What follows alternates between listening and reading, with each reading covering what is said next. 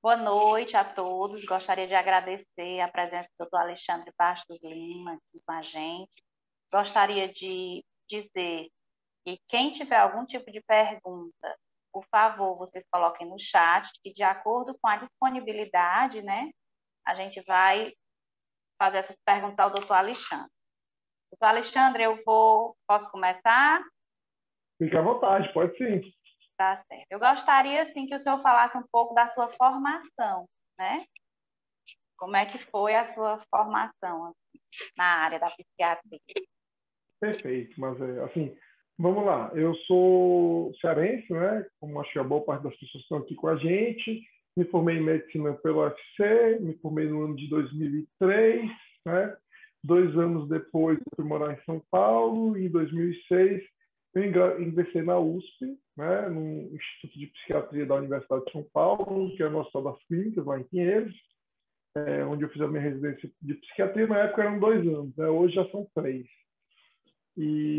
Mas fiz 3 anos porque fiz um terceiro ano em psiquiatria geriátrica, né, estudando Alzheimer, depressão, as transtornos psiquiátricos mais prevalentes com os pacientes idosos, ou seja, eu junto à formação de psiquiatra geral, trabalhando com adultos, e de psiquiatra da terceira idade, trabalhando com pessoas com mais de 65 anos. Só não trabalho com crianças. E depois disso, morei mais um tempo em São Paulo. Desde que voltei de São Paulo, estou trabalhando aqui na residência médica de psiquiatria do Hospital de Saúde Mental aqui de Messejana, né? Já passaram aproximadamente mais ou menos 100 residentes, né? Tipo, no meu residente ao longo desses anos todos. E também, desde 2012, junto à Unifor, com os alunos da graduação da medicina que fazem estágio em psiquiatria. Ótimo, É excelente. isso. Doutor Alexandre, eu vou começar com as perguntas. Em meio à Perfeito. pandemia, os cuidados com a saúde precisam ser redobrados. Toda a situação pode afetar também a saúde mental das pessoas, aumentando a ansiedade, a insegurança, a tristeza e outros sentimentos diante do isolamento social e das incertezas. O que fazer diante disso? E o que sabemos sobre o efeito do isolamento na nossa saúde mental? Vamos lá. Vamos pensar isso juntos, mas é o seguinte, né? A pandemia, ela, quando ela começa em 2020, né? Ela meio que deixa a gente muito assustado, porque, de certa forma, todos nós que estamos vivos, né, nesse momento da história, né, estamos acostumados com coisas mais ou menos certas. Né? Assim, por exemplo, né, nunca de nós tínhamos visto um shopping fechar 14 dias. Né? Nunca de nós tínhamos ouvido falar de hospitais lotados em vários locais diferentes. Né? Então, a gente era acostumado que coisas difíceis acontecem, mas elas acontecem individualmente. Eu perco uma pessoa que eu amo, alguém que eu conheço passa por uma dificuldade, mas não de uma forma tão coletiva. Né? E aí, quando ela começa em 2020, né, ela vem acompanhada de uma ação assim, midiática muito forte, né, dado o impacto da notícia, e se fala o que se vende, né, aquilo que tem impacto. E aí, no primeiro momento, a gente teve a maioria das pessoas passou por um momento de perplexidade muito, muito grande, né, muito, muito grande, uma insegurança muito grande. Eu lembro muito de um paciente meu que disse assim: doutor Alexandre, me deu um remédio, eu quero dormir até esse negócio passar. Né? É claro que em março do ano passado, a gente não tinha noção da proporção e da demora que isso ia ter. Né? Mas o impacto inicial é um impacto muito grande, porque ele mexe com a base nossa de segurança. Né? Então, a gente precisa ter alguma segurança de que algumas coisas são constantes para poder lidar com a maior parte das nossas dificuldades. Né? Porém, né, vale lembrar que, independente de pandemia ou não, essa segurança ela não é total. A vida está sempre mudando e eventos difíceis não é uma questão de se eles podem acontecer. Né? Se, tomara que não aconteça. Não, eles vão acontecer. Tá certo? Se você ama muitas pessoas, se você tem uma família grande, se tem pessoas na sua vida, eventualmente você vai perder alguém dessas pessoas. né? Ou alguém vai te perder. Né? Ciclo natural, né?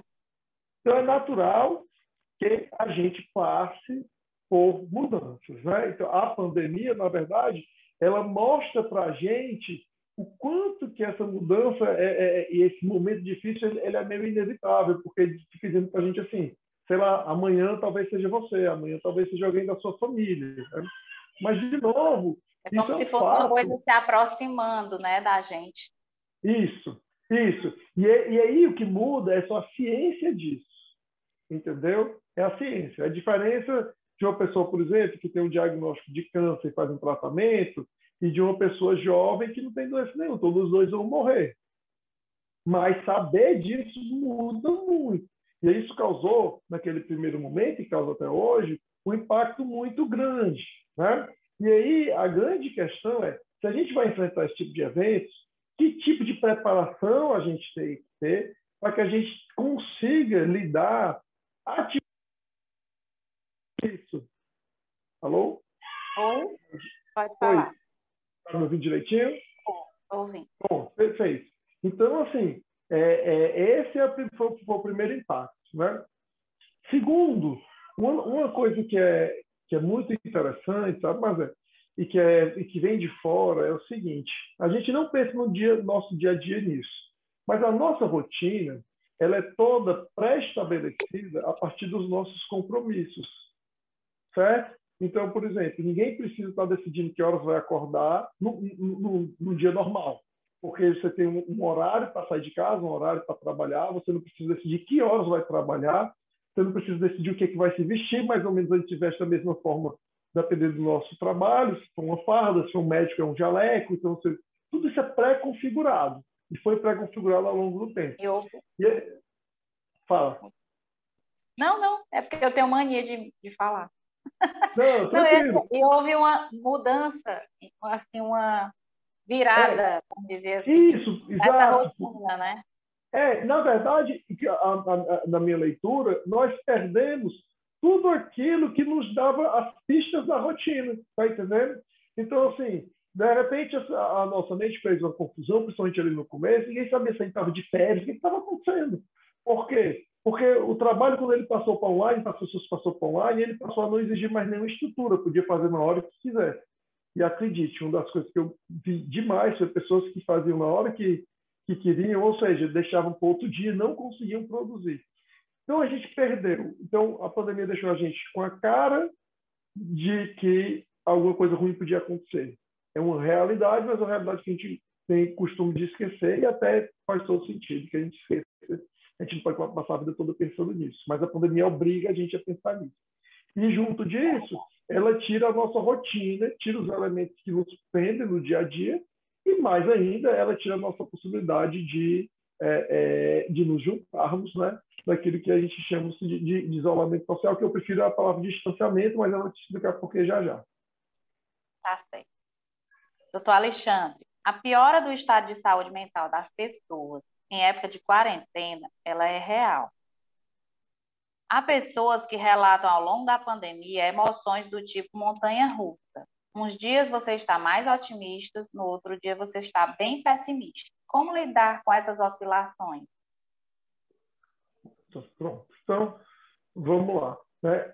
A primeira coisa que a gente precisa entender é que oscilações fazem parte do que é a experiência de ser humano. Ou seja, né, quando um paciente chega para mim, mas aí, doutor, mas eu oscilo muito. Né? Existem oscilações que são patológicas, mas a grande maioria das oscilações são normais. Né? Ninguém, não é o normal do ser humano ser totalmente controlado como se o humor não se elevasse. Né? O normal do ser humano é ter oscilações.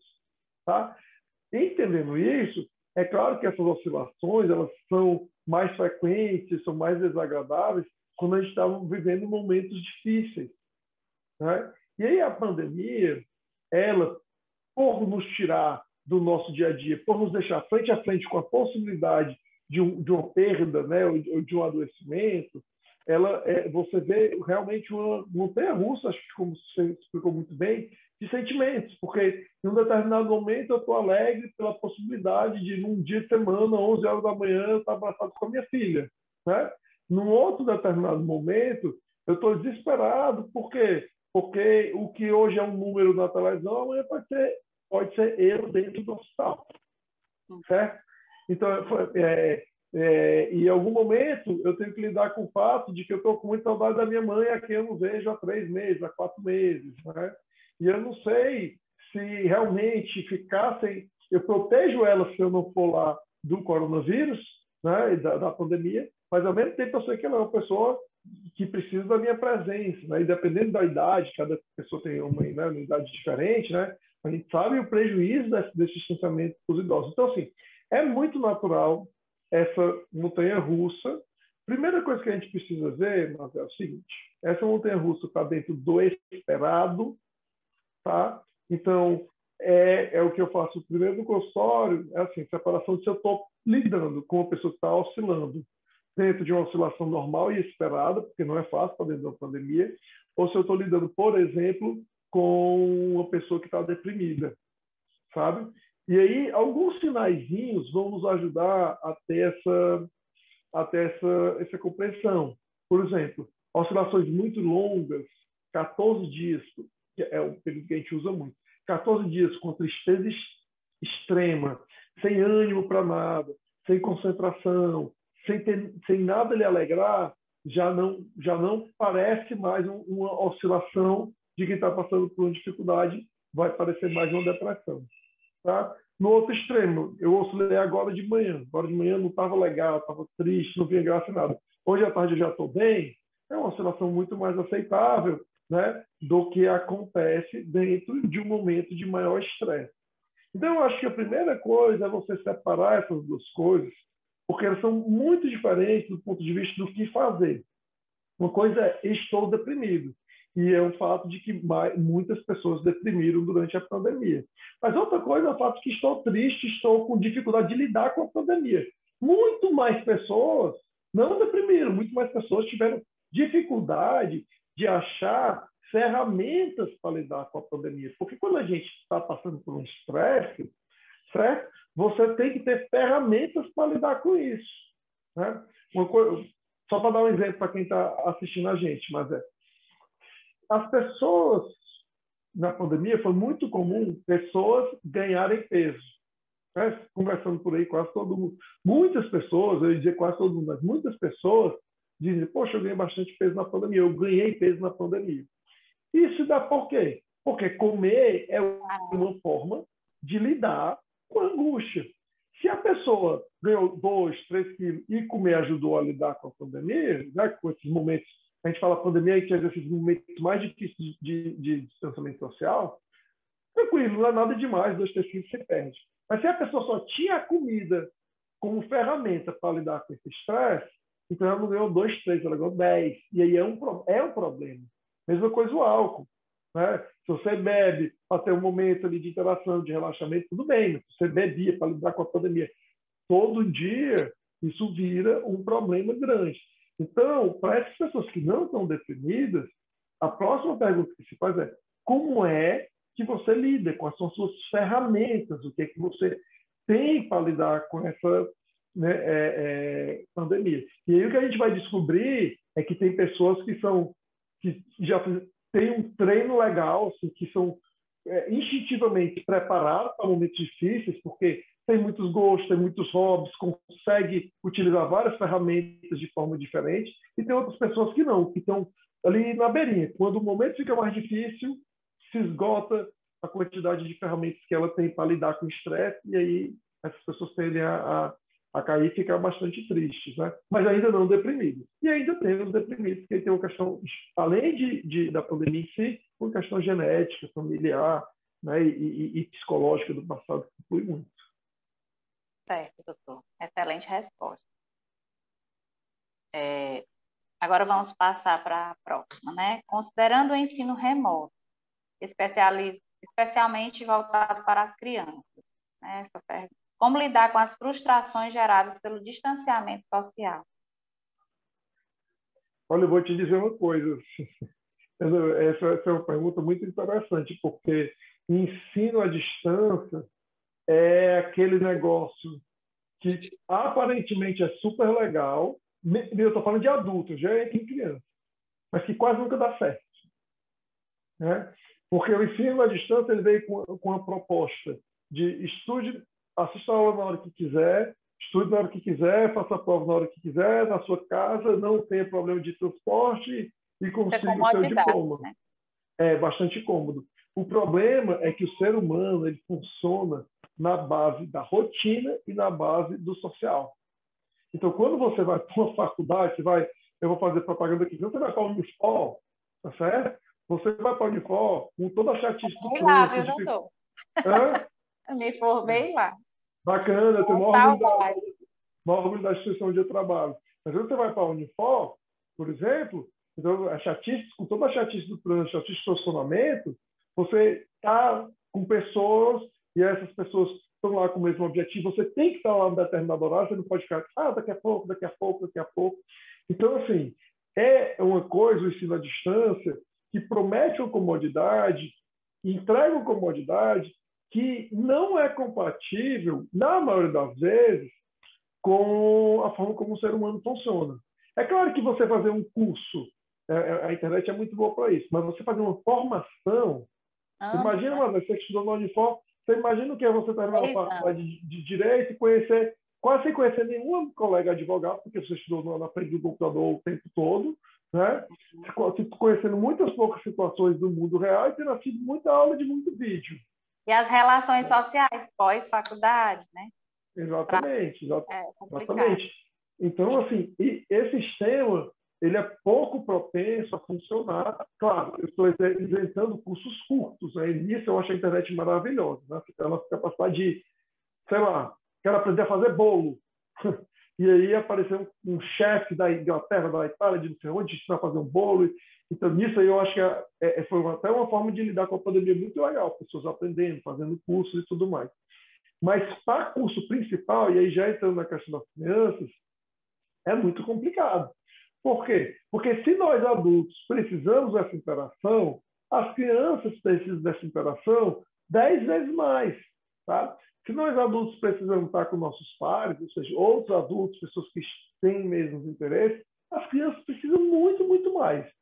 Então, o sistema de ensino à distância, ele, além de não prover esse tipo de necessidade das crianças, de estarem perto, de brincar, né, de fazer da escola um espaço de conviver com outras crianças, a grande maioria das crianças hoje convive em casa onde o número de maior de filho é 3 ou 4. Isso quando é 3 ou 4, aqui em casa são 2, entendeu?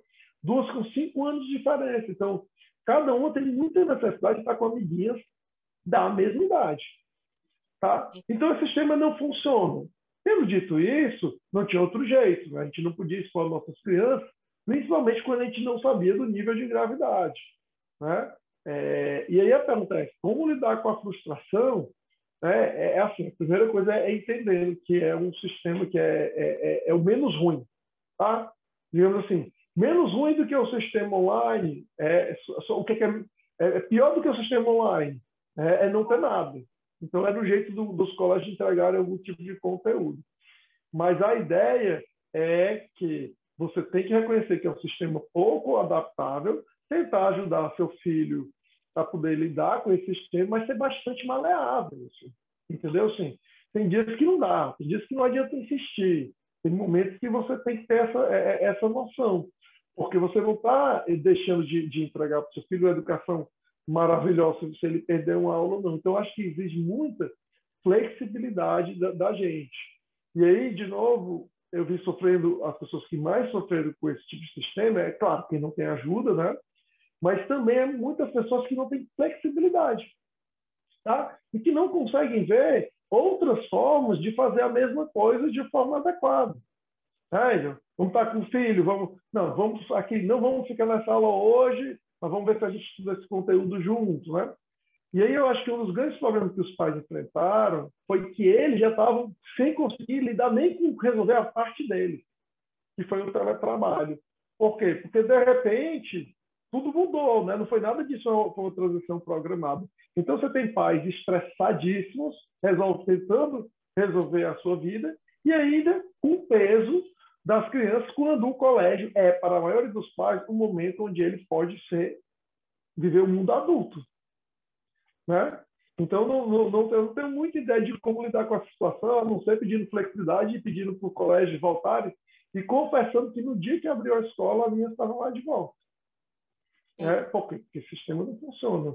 Mas eu entendo quem não manda os filhos de volta. Uma coisa que eu aprendi, sabe, mas é o seguinte: na pandemia, pessoas diferentes têm níveis de estresse diferentes. E não cabe a gente estar aqui julgando que quem é mais estressado está errado porque está preso demais, ou está certo porque é isso mesmo, e quem é mais tranquilo. Existem pessoas irresponsáveis, sem dúvida, né, que não usam máscara, que aglomeram, mas nós estamos falando disso.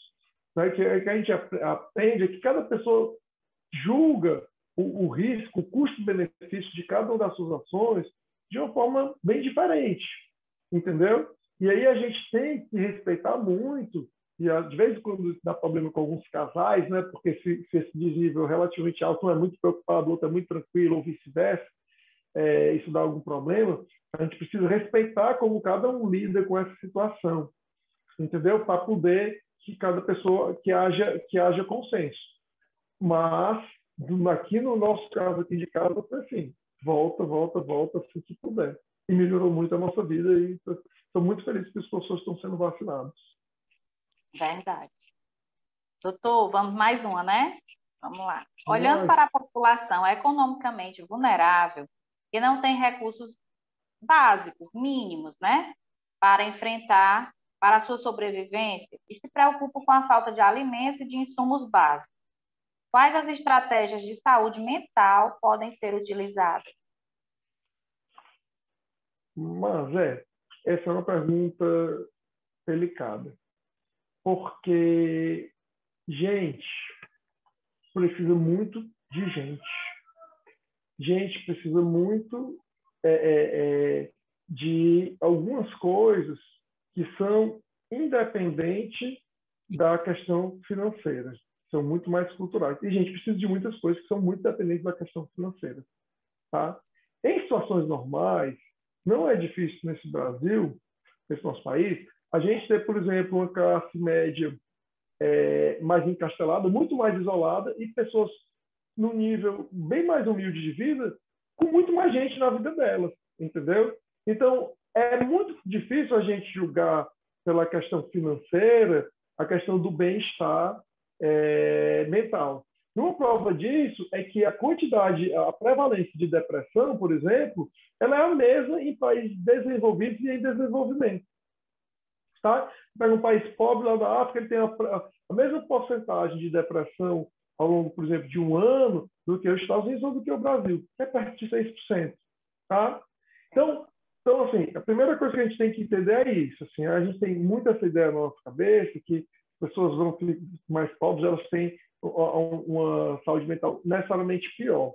E isso não é verdade. Quer dizer, muitas pessoas que vivem em boas comunidades, que são, vamos dizer assim, que não têm recursos financeiros, mas têm muito recurso humano, e são locais maravilhosos uns aos ricos. Outros, né? Aí a questão a palavra-chave é a que você falou, é o básico. Aí quando falta o básico, aí não dá para ser feliz mesmo. Né? Então, que é o que as pessoas falam, chamam, a tal da linha da pobreza. Né? É como se a gente tivesse mais ou menos duas linhas. Né? Alguns estudiosos dizem que quem ganha isso nos Estados Unidos, mais de 70 mil dólares, até 70 mil dólares, vai melhorando muito a sua qualidade de vida. Quando bate 70 mil dólares ano, não é muito dinheiro, né? Comparado com muitos americanos, claro, ganhar mais não melhora a qualidade de vida. A mesma coisa é a linha de baixo, que é a linha da pobreza. Né?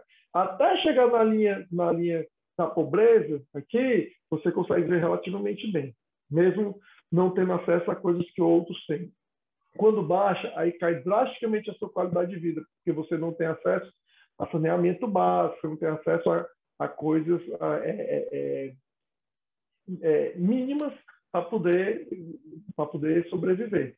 E aí não tem o que fazer. Assim, saúde mental, nesses casos, dar para essas pessoas o mínimo para sobreviver. Entendeu? Assim, você não pode falar de saúde mental, por exemplo, para uma pessoa que está passando fome. Entendeu? Assim, claro que a gente tem que cuidar da pessoa, mas se você quer cuidar da saúde mental da pessoa que está passando fome, tem que dar um prato de comida para ela. Primeiro, a Ou mais. Ou mais que um prato, dá a condição dela desse prato e dos próximos pratos. Tá entendendo?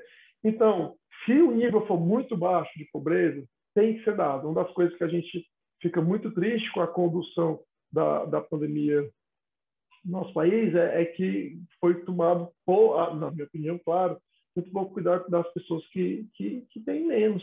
Sabe, a gente assistia aqueles programas lá dos Estados Unidos para arrecadar fundos e via um monte de gente cuidando de um monte de americano com fome, os americanos com fome estavam com metade da fome que nossos brasileiros aqui estavam com fome, entendeu? Tanto porque a gente não tem isso culturalmente, essa coisa de nos ajudar para nos juntarmos para ajudar, mas o nosso próprio país, que tem na sua estrutura uma estrutura de suprir esse tipo de necessidade em outros momentos, não agiu, entendeu? E aí, de novo, eu não estou querendo me meter em política, lado A, lado B. Nós estamos num estado que o governador é de um lado e que o presidente é de outro, mas de qualquer forma eu não achei que nem dos dois cuidam muito bem das pessoas mais humildes, não. Entendeu? Tendo dado o mínimo, aí a gente pode falar de saúde mental para elas. Mas tendo dado o mínimo, a gente tem que falar de igual para igual, porque elas podem estar melhor do que a gente. Uhum. Entendi, doutor. Como orientar, doutor Alexandre, em relação à saúde mental, os trabalhadores que não podem ficar em casa, principalmente o pessoal da saúde, né? Aqui, fugindo um pouquinho, assim, do pergunta e responde, eu fiquei muito, assim, eu tenho muitos amigos médicos e quando eu fiquei doente de Covid, mais o meu esposo, aí eu fui conversar com um infecto, né, que ele mora até. Quando eu liguei, eu vi que ele estava altamente abalado. Ele chegou a dizer, mas eu estou com 30 pacientes entubados, eu não tenho mais tempo para nada, eu estou vivendo um inferno. Foi essa palavra que ele usou. Ele é meu amigo, né? Eu não vou citar nome. E eu percebi, assim, os profissionais da área de saúde, principalmente, eles parecem que estão vivendo uma guerra, né?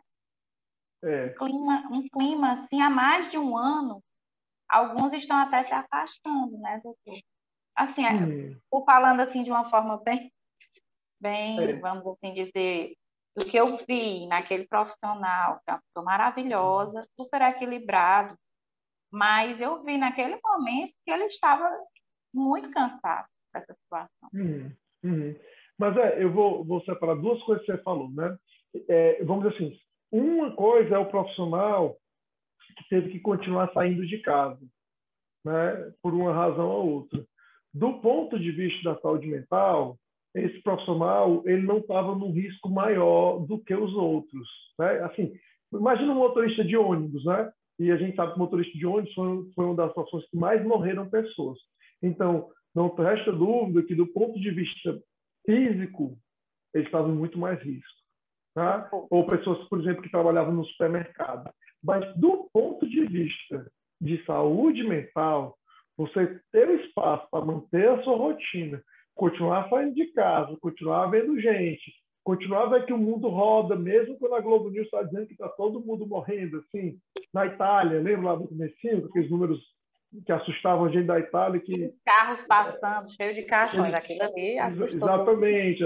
Então, aquilo assustava muito. Então, assim, eu diria, claro, está aberto a gente discutir, mas eu diria que, do ponto de vista de saúde mental, quem teve que sair de casa estava mais protegido do que quem ficou em casa, entendeu? Você não tinha o direito de ficar o dia todo pensando naqueles números ou no que poderia acontecer, tinha que estar fazendo o seu trabalho. Tá? Então, nesse sentido, é bom. Sem dúvida, essas pessoas estavam mais expostas. Especificamente falando de médico, e talvez mais especificamente falando de médico que estavam na linha de frente, assim, acho que nenhum exemplo melhor do que o infectologista que você citou, né? Existe assim,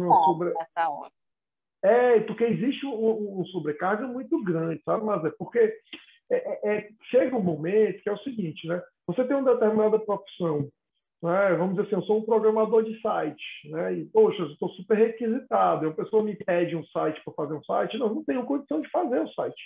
Já tenho o número de sites que eu vou fazer, tá? E aí você indica, ou então se você está sendo muito requisitado, você sobe o seu preço e aí só vai fazer com você quem quiser muito, porque vai ficar muito caro. Então, você tem mecanismos regulatórios que o próprio mercado usa quando você tem um excesso de demanda e poucos profissionais gerando um serviço, tá? Que é o que a gente chama de lei da oferta e da procura, certo? O problema do profissional médico, né, e aí, principalmente nessa questão de pandemia, é que é muito cruel, ele não tinha nenhum método de compensar. Porque ele não pode simplesmente aumentar o preço para diminuir o paciente, porque isso é muito injusto na época de pandemia. Ninguém fez isso. Ninguém fez isso. Até onde eu sei. E outra coisa, ele não pode dizer assim, não, procure outro. Por quê? Porque é a diferença da vida e a morte. E não tinha outro. Eu fui testemunho de um amigo meu, cujo pai adoeceu, estava no UTI, não era Covid, tá certo? Eu dei para ele duas equipes de UTI, outro médico deu telefone, duas equipes de UTI, ninguém pôde atender o pai dele. Ninguém podia atender o pai dele. E essas equipes trabalham disso, vivem disso, é o ganha-pão deles, eles não estavam em casa brincando, entendeu? Provavelmente estavam de hospital em hospital, muitos deles sem ver os filhos há meses, entendeu? Então, assim, essa situação, ela cobrou um preço muito, muito alto para os profissionais, não é? Assim, os telefones, cada vez que atendiam, eram notícias muito ruins, e quanto mais o profissional trabalhava, menos ele vencia, trabalhando contra coisa desconhecida, contra um número absurdo, entendeu? Então, foi para as pessoas da linha de frente. Infectos, pneumos, clínicos gerais, então, pessoas que acompanhavam o paciente, pessoas que vão no plantão e voltam ainda estão mais protegidas, porque pelo menos elas eram pagas por um tempo, 12 horas no hospital. Mas pessoas que acompanhavam outros indefinidamente sofreram muito, muito, muito mesmo. Foi muito difícil. Tem sido muito difícil. Com a pandemia, doutor Alexandre, o desenvolvimento de funerais e os ritos de passagem culturalmente aceitos precisaram ser reformulados. Diante desse contexto, como lidar com o luto? Essa é uma excelente pergunta, né? Lá na residência, eu dou um curso para os residentes de tanatologia, né? A gente vai estudar um pouquinho sobre a morte, o significado da morte, né? Eu preciso, com os próprios residentes, psiquiatras de formação, a gente precisa trabalhar a nossa própria morte para poder lidar bem, ou conseguir lidar, né, com momentos onde outras pessoas estão próximas de morrer, ou que a gente está lidando com pessoas que estão perto da morte.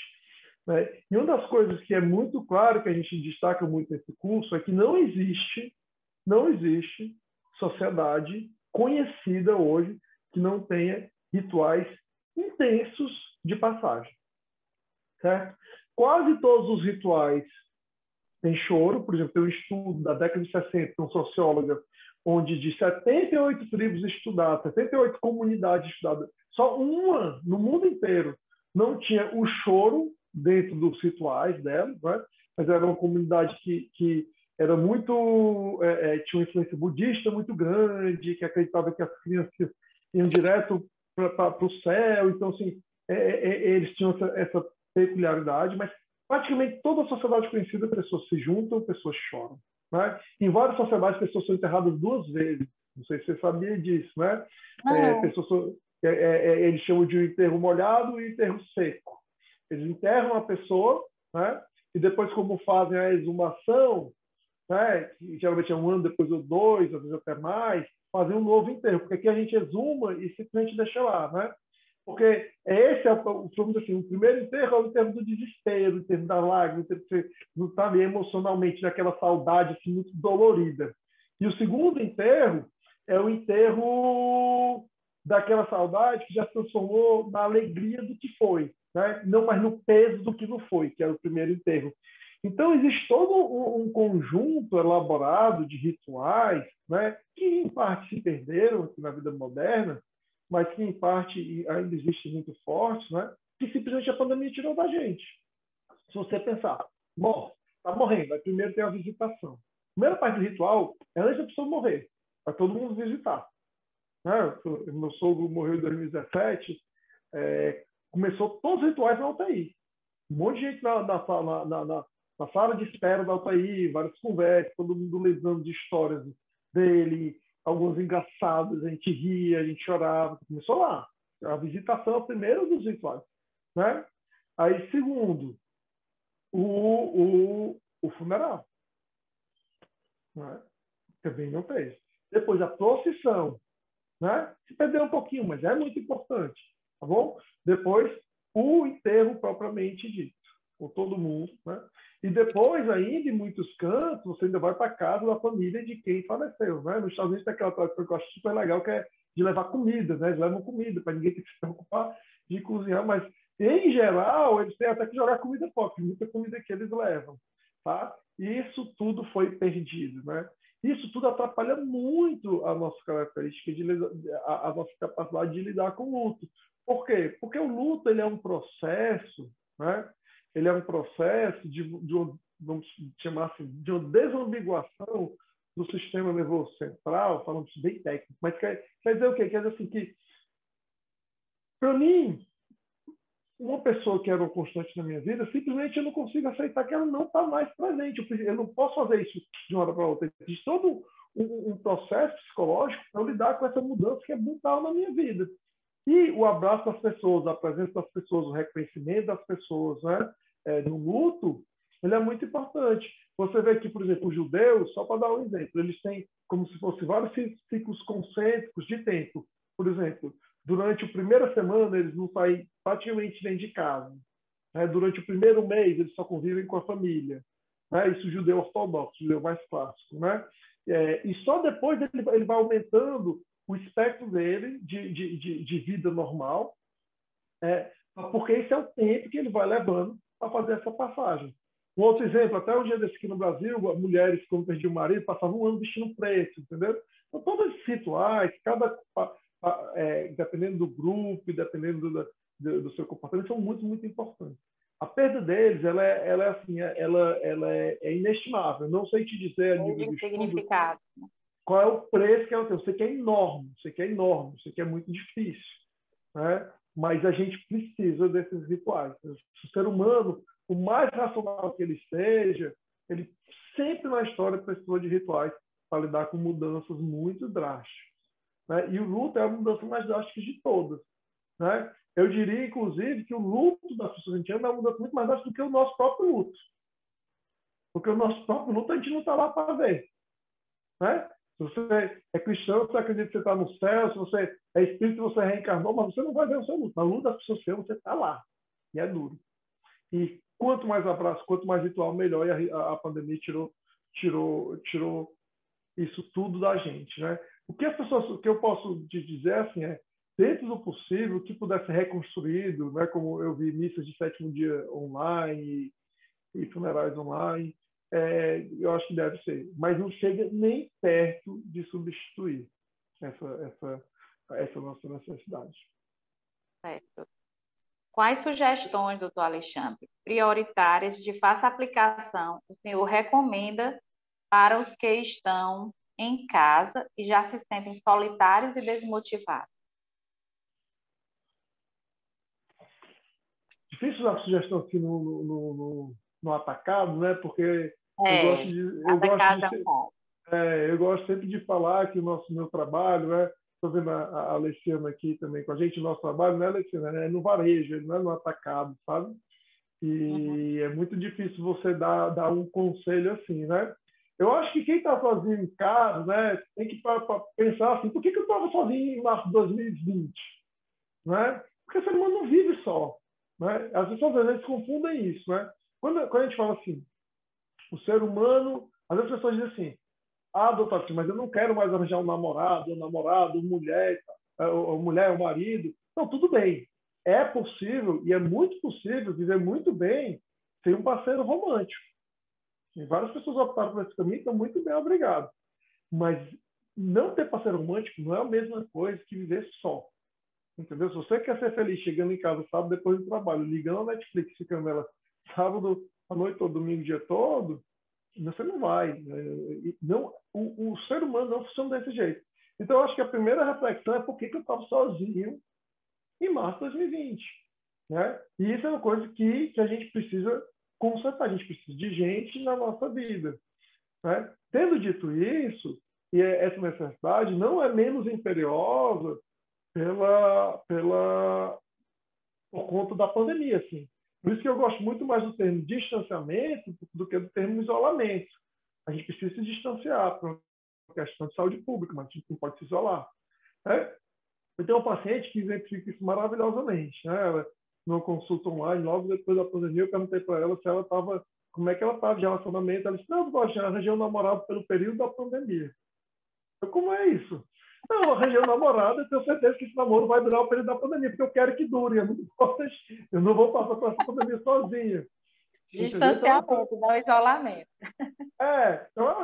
Então, então, assim, é muito importante a gente ter gente na nossa vida. E aí a pandemia dificulta muito isso, tá? Mas você precisa usar de sabedoria, né? Entendendo onde você pode buscar essas pessoas. Claro, de novo, cada qual tem que respeitar o seu nível de entendimento do que quer dizer o distanciamento, tá? Mas eu vou dar um exemplo do que eu quero dizer, né? Eventualmente, você tem um monte de amigas de colégio, por exemplo, que de vez em quando se encontra. Imagina uma moça de uns 40 e poucos anos, tá? Tem um grupo de amigas de colégio. Na verdade, esse grupo são muitas, mas 3 estão querendo marcar um reencontro. Você está super sozinho, são só 3 pessoas. Será que não vale a pena ir lá ver? Não vou dizer que vale, porque tem que decidir a pessoa. Tá? Mas a gente tem que entender que, em determinado ponto, segurança e qualidade de vida são inversamente proporcionais. Se eu ficar totalmente seguro, eu vou ficar vivendo muito mal. Tá? Então, um exemplo que eu gosto de dar sobre isso é o seguinte: se eu tenho, aqui em Fortaleza, eu tenho muito medo da violência urbana. Tá? A maioria de nós mora em prédio. Eu moro num prédio. Meu prédio é seguro, nunca teve um assalto aqui dentro. Então, se eu me trancar aqui para sempre, nunca mais sair do meu prédio, eu vou estar totalmente seguro. Eu nunca vou sair no barra pesada, vocês concordam? Só que a minha qualidade de vida vai ser péssima. Então, eu preciso sair aqui para ir para o meu trabalho, o que me expõe, ao mesmo tempo melhora muito a minha qualidade de vida. Então, a questão é, a meu entender, a gente precisa buscar o máximo para com as pessoas dentro da segurança que cada um entende. Porque todo mundo tem informação suficiente para decidir isso por si. Tá? E aí, eu estou dando exemplo do social, mas vale a mesma coisa para todas as outras áreas de necessidades básicas humanas. Assim, mesma coisa com exercício. Cada um tem que saber, a gente precisa de exercício. Tá? Então, cada um vai ter que saber como é que vai fazer o seu exercício dentro, né, da posição que a gente está. Tá? A gente precisa se sentir relevante. Como é que a gente vai se sentir relevante com as pessoas a partir disso? E, claro, água, comida, então a gente precisa de tudo isso, e isso não muda com a pandemia. Vai mudar a forma como a gente vai buscar essas coisas. Então, completando, para te dizer assim, se você hoje está na pandemia, muito triste, muito sozinha, ou muito sozinho, comece a pensar como é que você vai encontrar gente. Da forma que você achar seguro, no momento que você achar seguro. Mas não tem que ser feliz sozinho. Tá entendendo? Assim não é assim. Eu preciso dar um jeito de ser feliz aqui isolado. Porque isso não é possível. Entendeu? Eu gostaria que fosse, mas não, isso não nos é. Eu não sei se eu gostaria que fosse, não, mas não nos é dado. Não é do ser humano. O ser humano, ele é social, ele é gregário, ele precisa ter outras pessoas. E é assim que a gente funciona. Doutor Alexandre, o que seria, assim, eu gostaria que, se possível, diferenciasse o que é uma ansiedade, né? Diagnosticada ansiedade, do que é uma depressão.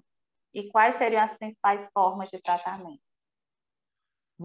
Vamos lá, Mazé. Ansiedade é um sentimento normal de antecipação de um futuro incerto, tá?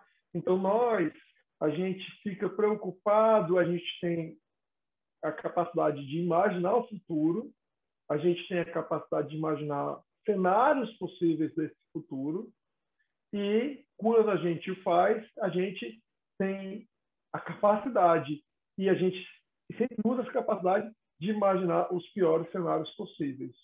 O cérebro, ele é assim por razões evolutivas, né? Quanto mais eu consigo olhar para o futuro e imaginar... Oi? Precavendo, né? Assim, a questão do perigo. Quanto mais o ser humano consegue olhar para o futuro, ver o perigo e se prevenir, mais ele tem chance de sobreviver. Tá? Então, isso é o que nos torna tão bem sucedidos como espécie. Entendeu? A gente vê o perigo e se prepara. Né? Então, a gente vê o perigo e se prepara. Para ver o perigo, a gente tem que imaginar ele antes. Né? Então, isso é muito bem sucedido do ponto de vista da sobrevivência. Não é em vão que temos 7 bilhões de seres humanos nesse planeta Terra. Mas, do ponto de vista do indivíduo, isso causa muito sofrimento. Tá? Porque eu fico pensando naquilo que pode ser. Tá? Mas, e aí você vai separar, então, que é o transtorno de ansiedade de uma ansiedade normal, na seguinte base. Se eu penso no futuro e vejo as possibilidades, e isso me move a trazer melhoras, sem me causar um grande sofrimento, essa ansiedade é muito bem-vinda, concorda? Agora, se essa ansiedade estiver me paralisando, se ela estiver tomando todo o meu tempo, se eu não estou mais vendo no presente, eu só vivo no futuro, né? Se eu estiver fazendo as minhas previsões, né, usando erros cognitivos, como, por exemplo, catastrofizando, só vejo possibilidades ruins, né? Então, quando essa ansiedade sai do controle de uma dessas formas ou de algumas outras, no síndrome do pânico, por exemplo, com reação adrenérgica muito grande, com muitos sintomas físicos, né, coração batendo muito forte, tremor, taquicardia. Quando essa ansiedade sai então, desse controle, é o que a gente vai chamar de transtorno de ansiedade. Certo? E esses transtornos de ansiedade são vários. Ansiedade social, transtorno de ansiedade generalizado, transtorno de pânico, tem vários, porque a ansiedade se manifesta de várias formas. Né? Sempre no corpo e sempre na mente, mas de várias formas. Às vezes muito mais no corpo do que na mente, às vezes muito mais na mente do que no corpo. Tá? Isso é uma coisa. Então, a maioria das pessoas, a ansiedade não caracteriza um transtorno. A depressão, ela é um transtorno diferente. Então, a depressão é você, para vocês entenderem, é assim, pensa uma tristeza normal, algum dia triste que você passou, com ou sem causa, multiplica por 1000 e dá uma depressão.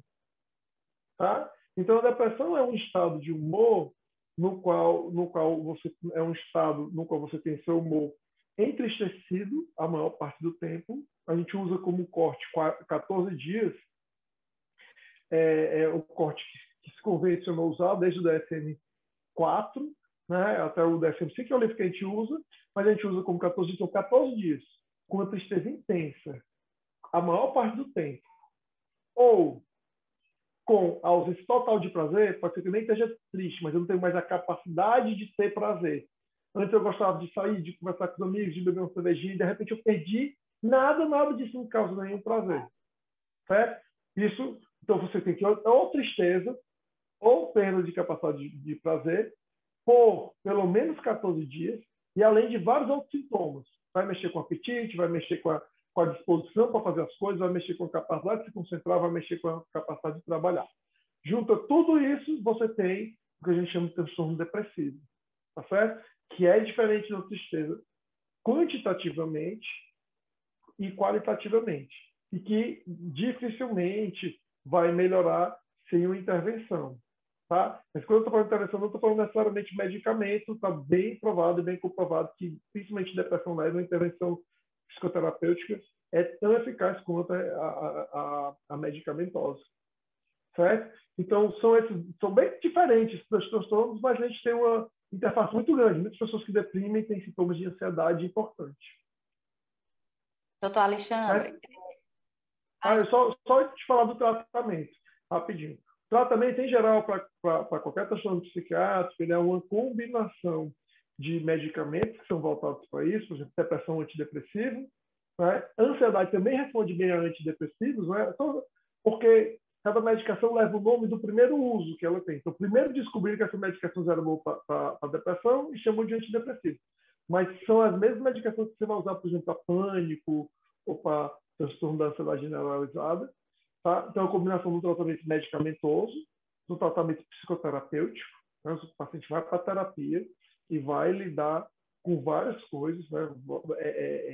Várias características do comportamento, da cognição, da visão dele de vida, vai ajudar bastante, com mudanças de vida. Essas psicoterapia com medicamento, com mudanças de vida. Essas que a gente já discutiu um pouco, buscar ter mais gente na vida dele, exercício físico, melhorar a dieta, busca de ambiente onde a pessoa se sinta relevante. Tudo isso junto faz o tratamento médico, o tratamento da depressão e da ansiedade.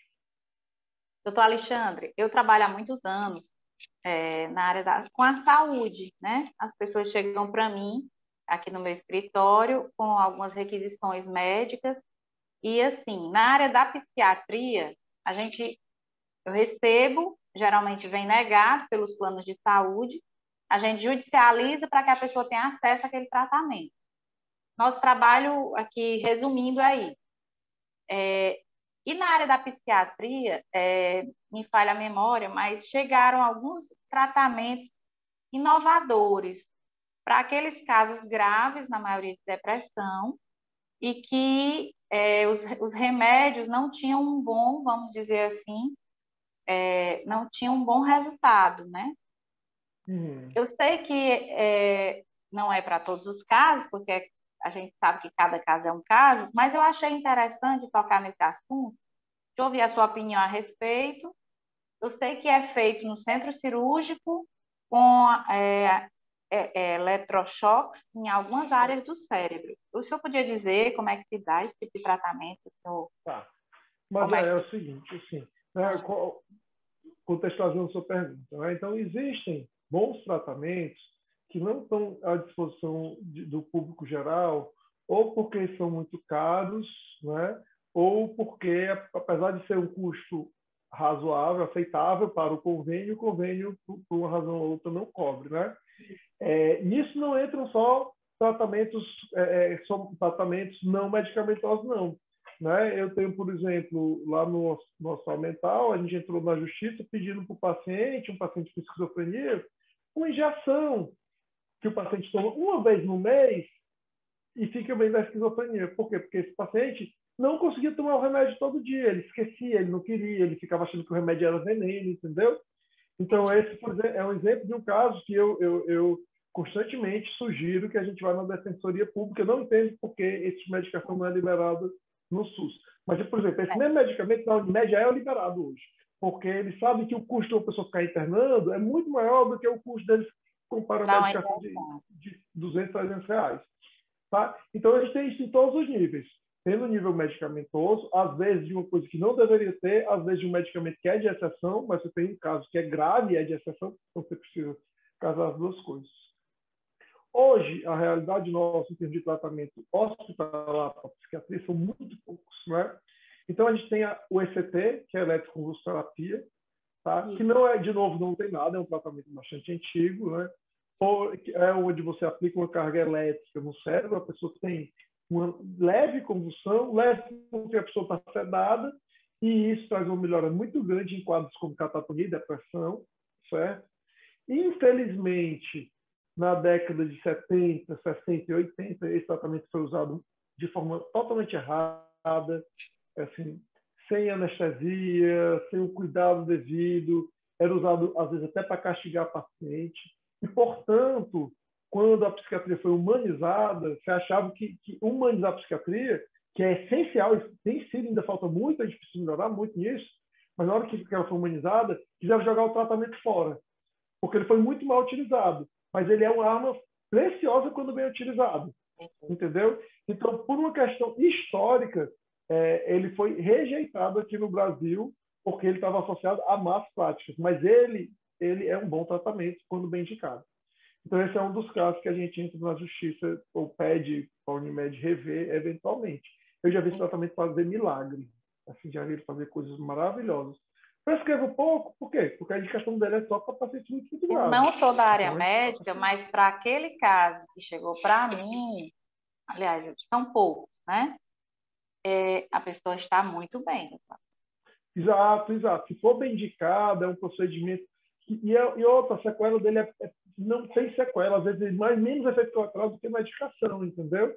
Mas o ECT, ele é vítima da história dele mesmo, do mau uso dele, e hoje, modernamente, então ele deixou de ter uma coisa administrada. Preconceito, né, que ficou em relação a isso, da forma como foi utilizada. Né? Mas ele deixou de ter uma coisa que era feita à torta e à direita, de forma despreparada, desorganizada, por uma coisa que custa um carro. Entendeu? Hoje, 10 ações de ECT, que é o que a gente indica. Para fazer de uma forma humanizada, né? No centro cirúrgico, anestesiado. E às vezes várias Hoje, sessões, né? isso, hoje tem que fazer, tem que ser assim. Tem que ser várias sessões, porque os estudos mostram que só funciona assim, e precisa ser em centro cirúrgico, né? E o outro os outros dois tratamentos que também são importantes, né? Um chama EMT, que é o estimulação magnética transcraniana, que é É uma um estimulação também, capacete, né?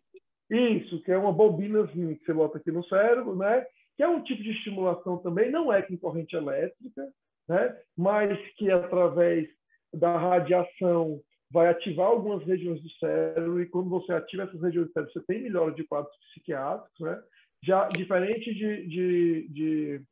do ECT pode ser tentado até como uma primeira opção, em alguns Estados Unidos se faz, né? Para pessoas que não querem tomar remédio por uma razão ou por outra, né? E aqui no Brasil, a questão desse procedimento é que ele é muito novo e nunca foi normatizado.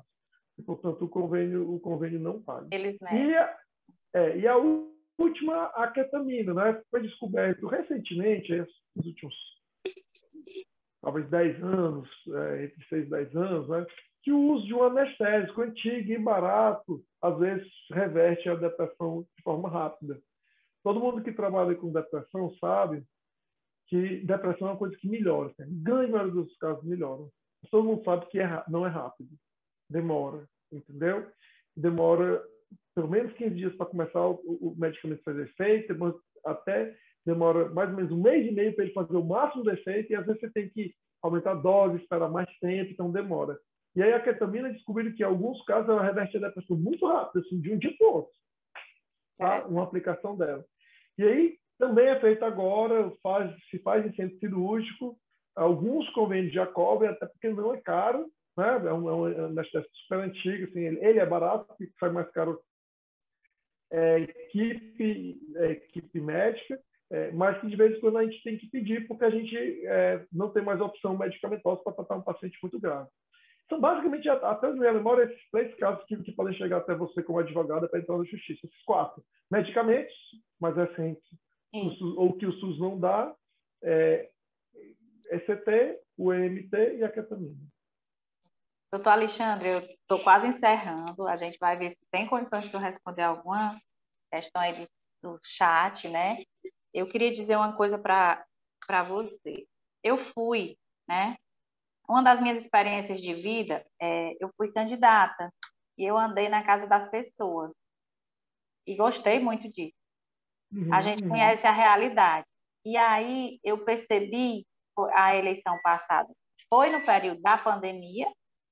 Com certeza a situação se agravou em relação a gente não precisa ser da área da saúde para a gente perceber alguns sintomas. E aí eu percebi como tem a pandemia do problema psiquiátrico, como isso é sério, né? E aí eu fui observar. Nas cidades do interior, eu sou uma pessoa do interior, eu sei que existem CAPs, que existe lá um psiquiatra 1, 2 vezes por semana. Mas, doutor, até uma pessoa daquela comunidade distante dá conta que ela precisa ir no CAP, eu vejo assim isso bem distante da nossa realidade. Só chegam mais casos graves. Aí eu fico, existem as equipes de PSFs, né? Fiquei pensando, imaginando o que poderia ser feito. O PSF, ele tem a enfermeira, o técnico de enfermagem, hoje tem o dentista. Como seria de extrema importância, principalmente depois de uma pandemia dessa, a gente ter o acesso ao tratamento psicológico, né? Porque é muita gente com problemas sérios. Chama a atenção, sabe? Mas, assim, você tem toda a razão. O seguinte, ó, apesar do CAPS ser um serviço de acolhimento aberto, quer dizer, se você chegar no CAPS hoje, mesmo sem ter avisado, alguém vai conversar com você lá, pode ser que não seja um médico, não seja um psicólogo, mas alguém vai conversar com você lá, o CAPS ele é aberto, né? O CAPS não é a porta de entrada do atendimento de saúde mental, é a unidade básica. Entendeu? O CAPS é uma estrutura secundária. Por exemplo, o Hospital de Medicina Júnior do Trabalho ele é terciário. Então, você vai aumentando o nível de complexidade. Quem tem que estar preparado para atender, para descobrir, para fazer o diagnóstico, pelo menos iniciar, mas muitas vezes acompanhar, tratar o paciente, é o médico generalista que está A equipe de saúde da família, né? Que está na equipe de saúde da família, que está na UBS, entendeu? E em relação a isso, apesar de todas as dificuldades que a gente enfrenta, porque assim, se você pensar, a saúde mental, muitas vezes ela não é intuitiva, no seguinte sentido, como que está adoecido, a forma como você se sente, muitas pessoas não sabem que estão doentes, elas se sentem culpadas, elas se sentem mal, elas acham que o problema é com elas, não tem nada a ser o problema de ser tratado, né? Claro, pessoas mais esclarecidas vão ter essa ideia melhor. Eu sempre digo, né, quando eu fazia residência, sempre era muito legal a segunda-feira. Se o Fantástico falasse alguma doença psiquiátrica, na segunda-feira sempre aparecia alguém dizendo que achava que tinha a doença do Fantástico. Por quê? Porque alertava as pessoas. Né? Então, a UBS, o médico generalista ou o médico de família, é quem faz isso. E aí o que eu posso te dizer em relação a isso é que eu tenho esperança muito boa, eu tenho esperança muito grande de que isso deve melhorar bastante. Atualmente, a gente recebe no Hospital de Messejana, por ano, em torno de 250 a 260 internos, que são os médicos que estão para se formar, por ano, tá certo? Nos últimos 10 anos, a gente deve ter recebido, sei lá, 4 mil, porque esse número foi 3 mil, né? Porque esse número também é 250 agora, foi menor no passado. Então, assim, essas pessoas tiveram a oportunidade, a maioria aproveita também essa oportunidade de aprender. E ele sai de lá com a condição de tratar esse tipo de transtorno, de pelo menos identificar, de começar o tratamento, de mandar para o CAPS. Então, eu acho que com o tempo e com essas boas formações, a gente vai ter uma melhora significativa, pelo menos na nossa capacidade de reconhecer e iniciar o tratamento, que é um dos gargalos. Porque um dos gargalos é reconhecer e iniciar o tratamento. Os outros gargalos, outras dificuldades, são de prevenção, né? Não é nem reconhecer, é prevenir, é você ter ações comunitárias, né, de qualidade de vida naquela comunidade que possa prevenir. Esse é outro gargalo, que é um gargalo que aí você falou, não é como candidato de candidato, né? Que é um gargalo que quem pode resolver é muito mais as pessoas ligadas à política, claro, a medicina social também, mas porque são políticas de saúde pública.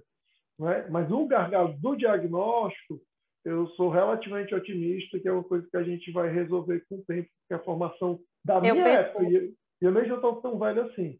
Eu sou velho, mas não tanto. Assim, mas já melhorou muito. Já. Eu percebi muito assim que a maioria das comunidades mais carentes, elas não têm opções de lazer, não existem lá praças, equipamentos, vamos dizer assim, e faço com que as pessoas se encontrem. O senhor disse aqui por várias vezes a questão do gente gosta de gente, precisa de gente. E aí a gente realmente precisa melhorar bastante, né? Deve ter vários, está tudo interligado, né, doutor? Eu vejo dessa forma. Preciso melhorar muito, mas eu trabalhei em 2008 no meio de uma favela em São Paulo. Uma favela. Essas bem pobre, bem perigosa mesmo. Nessa favela tinha praça, nessa favela tinha escola, nessa favela tinha teatro, sabe? As pessoas andavam no meio da rua e se conversavam, sabe? Assim, eu não conheço o interior do Ceará, mas eu posso falar por Fortaleza. Como diria o Falcão, né? Para ficar ruim tem que melhorar muito. É muito pouca coisa que o nosso povo tem para fazer, para sair, para conversar, para ver uma vida minimamente decente. Isso não tem a ver necessariamente com dinheiro, não. Porque pessoas que têm bastante dinheiro ainda assim são limitadas nessa cidade. A cidade não é convidativa para a gente, ela não tem espaços públicos. Então, imagino que o interior carece do mesmo problema, pelo menos em uma parte do interior. A frase que fica para mim é do Falcão. Para ficar ruim tem que melhorar muito. Muito. Doutor Alexandre, não vou mais tomar seu tempo. Eu acho que a gente já está por mais de uma hora, né, aqui conversando. Eu sei que o assunto é de suma importância. Muito obrigada mesmo, viu, doutor Alexandre? De nada, foi um prazer. Então, foi ótima a nossa conversa. Gostei demais, viu? Tá, joia. Agradeço. Boa noite. Tchau. Boa noite. Tchau. Tchau.